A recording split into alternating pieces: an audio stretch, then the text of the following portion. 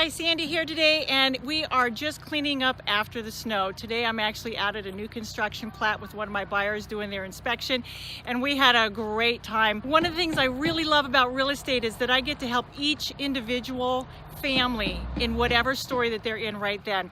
Last week, actually 2 weeks ago, I listed a house and I held an open house each of our snowy Saturdays, and when I talked to the contractor who was working on the bathroom out there, he said, why?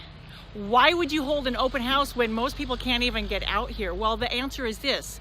I have been hired to do a job, and we are going to go that extra mile and do the best possible for our clients every which way we can.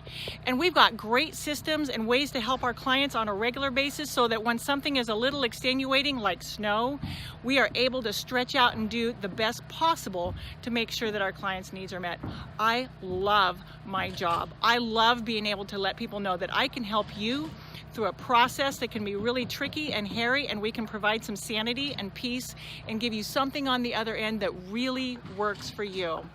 So that's just what I love about real estate. If you do know anyone who is thinking that houses are cool and they love people, I would love to talk with them. We do have a couple of opportunities, both with our team and in our office, and I would love to see if any of that would be a fit for them.